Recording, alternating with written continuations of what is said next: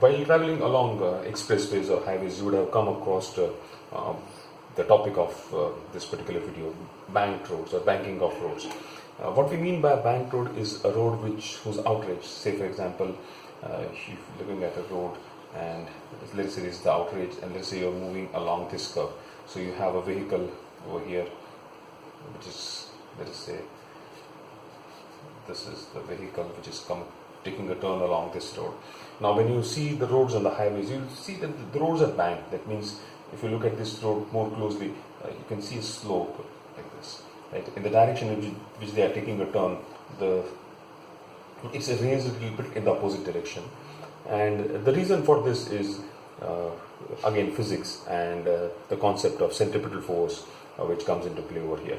And in this video we're going to understand as to why banking of roads is required and what is the physics involved in that. Let's say a vehicle, let us say this is not a banked road, this is a plain road, and consider a vehicle going around a curve along a flat horizontal road. Let us say this road is flat and this vehicle is taking a turn. Now for motion along this curve, a centripetal force is required in the horizontal direction. It's taking a curve in this direction, so let us say this is the center of the curvature. This is moving along this particular direction, and let us say this is the center of curvature. So for a motion along this curve, a centripetal force is required in the horizontal direction along the radius towards the center. In this case, the weight mg of the object and the normal reaction r are directed along the vertical direction, and they are opposite to each other. Now if you look at them closely, you can see that they do not have any component in the horizontal direction. Thus, they are not able to play any role, or they are not able to contribute towards the centripetal force. Now, if you imagine this is raised, if the outer edge is raised, right? So, saying that let us say this is the road, the road has been banked, and let us say this is the vehicle, right? And this is the vehicle is coming along this direction, and this outer edge is raised. So what will happen is while it is traveling, the vehicle will get tilted, as you can see over here. It gets tilted a little bit, and this results in a normal reaction R making a certain angle with the vertical. So if I draw the mg force acting in the downward direction, the normal reaction, since this is at an angle theta, let us say theta, it is at an angle R, right, such that this angle is theta. And therefore the components of R, which is in the horizontal direction, comes into play, and that adds to the centripetal force. Now such a road, right, which is at an angle where the outer edge is raised, is known as a banked road. And we will be looking at the forces which are coming into play over here and analyze those forces and find out calculations or come to an equation which tells us how much a road should be banked and what is the velocity with which the vehicle can move around. So if I look at this particular diagram closely, and now what I'll do is I'll show the diagram for this. Let us say this is a banked road.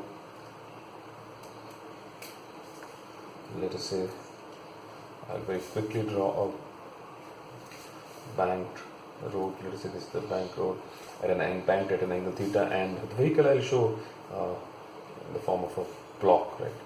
I do not want to show so this is a vehicle which is moving along this particular direction. The wheels are over here, and this is banked at an angle theta. Now if I try to look at the forces, and if I take this G as the center of gravity, I can show all the forces around this. The one force that comes into play is of course mg and the normal reaction R. So I'll show it slightly more than what it actually is, just to exaggerate the view. So let us say this is R.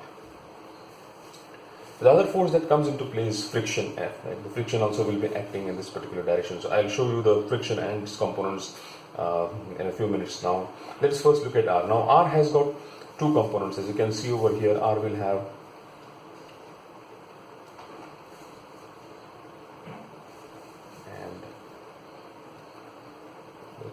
show the forces over here.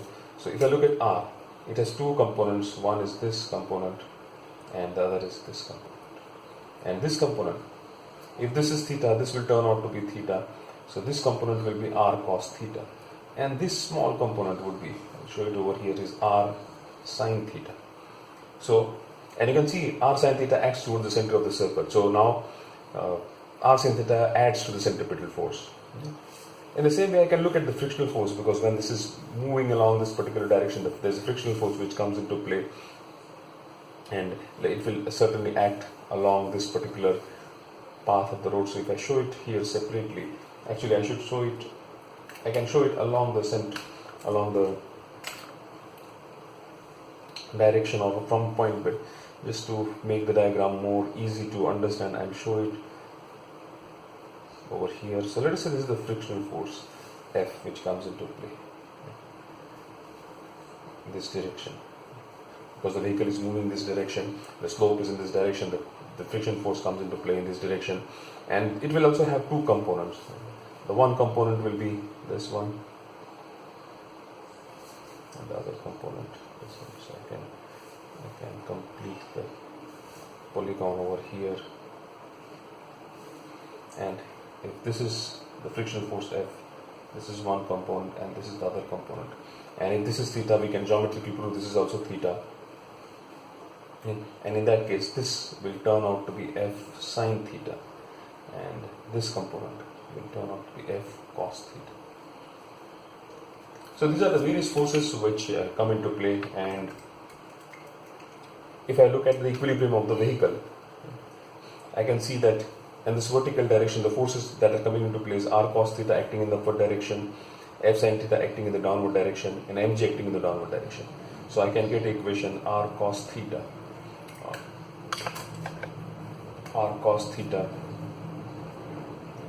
is equal to F sin theta plus mg, or I can write down r cos theta minus F sin theta is equal to mg. So this is equation 1 I got. And if I take equilibrium along the horizontal direction, I can see F cos theta acting in this direction, R sin theta also acting in this direction. And these two forces, F cos theta, this force, F cos theta, which is acting in this direction, and F sin theta, they are responsible for the centripetal force. So if I add these two forces, they should be equal to the centripetal force which is created while this vehicle is taking a turn. So I will get R sin theta plus F cos theta is equal to mv square by r, which is the equation or the formula for centripetal force. So these are the two equations I get based on the equilibrium of forces. Now we know that the frictional force R is equal to mu r. Therefore, if I rewrite these two equations, I'll get r cos theta minus mu r sin theta is equal to mg and r sin theta plus mu r cos theta is equal to mv square by r. And if I divide equation, let us call this equation 4 and equation 3. So if we divide equation 4 by equation 3, then I'll get r sin theta plus mu r cos theta divided by r cos theta minus mu r sin theta is equal to mv square by r divided by mg. Now in this, I can take out r common. Here also r will come out common and r will get cancelled. Here n m will get cancelled out. So I will get this sin theta plus mu cos theta upon cos theta minus mu sin theta is equal to, since mm is getting cancelled, I get v square upon rg. And if I divide this by cos theta throughout, let us say I divide each and every term by cos theta, here all the four terms, then I'll get sin theta upon, so I get tan theta plus mu upon cos theta, so 1 minus mu tan theta is equal to v square upon rg. And if we're thinking that the frictional force is the maximum frictional force mu r, because it will have a certain limit, and if I'm taking the frictional force as maximum, this is maximum frictional force, static frictional force which comes into play, then this particular velocity will be the maximum possible velocity which the vehicle can move, and therefore I can write down this as v max square, and therefore I get the equation for v max square is equal to rg into mu plus tan theta upon 1 minus mu tan theta. So if the vehicle wants to successfully take this turn along this particular curve, then the maximum velocity with which should move is this. We will continue this discussion in the next video, and we will look at various possible values of the velocity. We will take the velocity as, say for example, what's the optimum velocity that is possible, and we will take different values of velocity over here and see how the situation changes and what happens to the motion of the vehicle along the curved path. Thank you.